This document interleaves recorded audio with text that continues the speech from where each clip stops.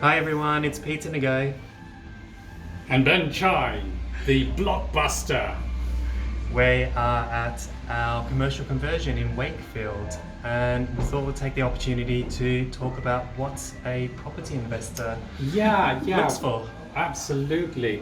And I think a lot of people think a property investor is someone who just has some money and buys some property and that's it. But actually, it's a lot more.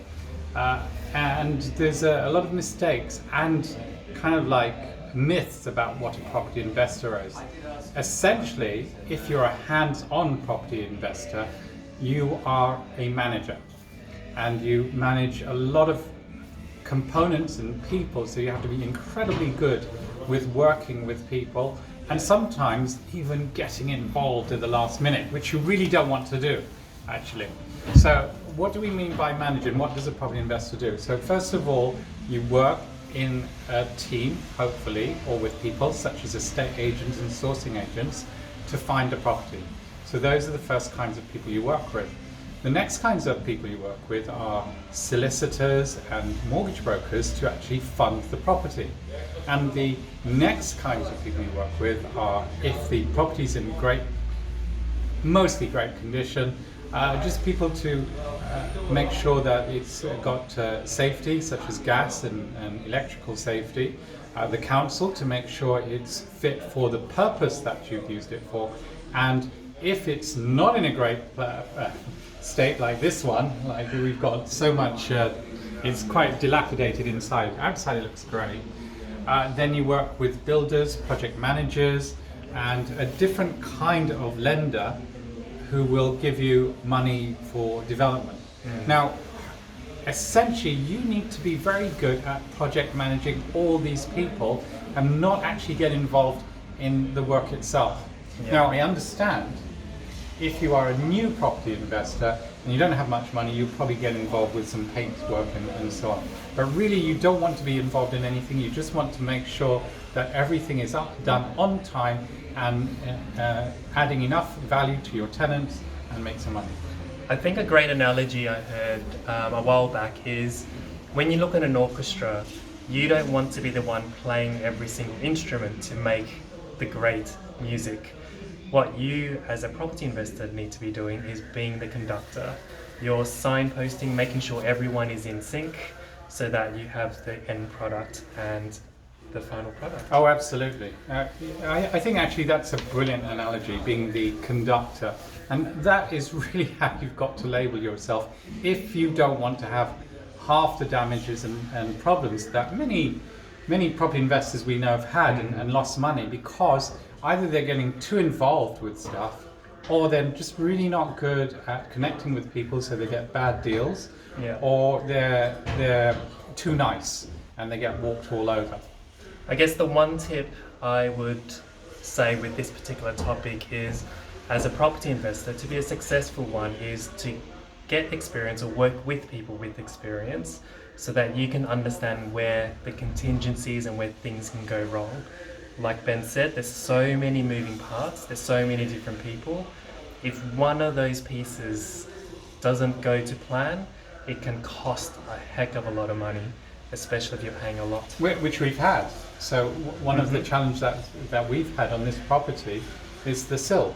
Explain what a sill is. Yeah, so with certain builds and conversions, we need to pay a sill, which is a levy, can't remember what it's called. Yeah. But to show that we don't need to pay it, we need to show that the building was functional was in use for at least 6 months in the last 3 years. There was definitely an owner, there was definitely a lease, and we've got those documentations. But to prove to the council that it's okay, they wanted more evidence. The evidence they want is a utility bill or business rates payment. We can't seem to get that from the previous vendor and also the previous tenants as well. So it's been very challenging. Which would potentially cost us 20 grand. So if we can create great connections with the council and argue our case in a good way, not to upset them or anything, then we're likely not to have to pay that 20 grand. That's right. And Miles and I, we've overturned, what was it, in the Swansea property, we went to the council 2 or 3 times before we got actually what we wanted, before they agreed to make it an HMO, because it's in an area where they're not allowed houses of multiple occupation. We've been on this for months now, and with our contingency, with our planning, we actually initially costed it out to include the sill. So we tend to do worst case scenarios, assuming we can't get these things, assuming the build takes longer, so that if all these, it's the Swiss cheese model, if everything went wrong, is it still a good deal? And it was still a good deal for us. So again, back to the conductor analogy, if one of the members of the orchestra aren't playing to the rest of the orchestra, this is essentially the issue. Yeah. And you'll get that in property investment, like a builder takes too long, or underquotes the cost, or the council takes too long in the planning. Some kind of crazy thing happens. Yeah. Then you have to bring that person back online or get rid of them. Definitely, and we've had to make those hard decisions over time. We've had to get rid of some solicitors and people like that before. Project managers as well. Yeah. But yeah, so we're on site. We thought we'll take the opportunity to just share. I've got a sledgehammer because we're knocking some stuff down. But hopefully you found the video useful. So watch out for some more. We'll cover some more topics over the next few months, and keep a watch out. Follow us on Opportunities on Facebook or Ben's YouTube channel.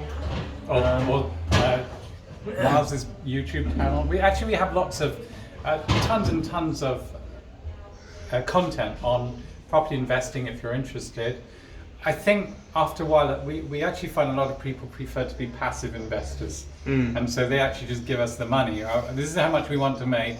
You deal with the stress of having all these people. Yeah. Definitely, and it's always finding that win-win scenario for everyone, so fantastic. Yeah. So thanks for listening, everyone. Yeah, and if you like it, do share this with your friends and other property investors. And thank you for being on the show, Ben. Thanks, Steve. Bye. Bye.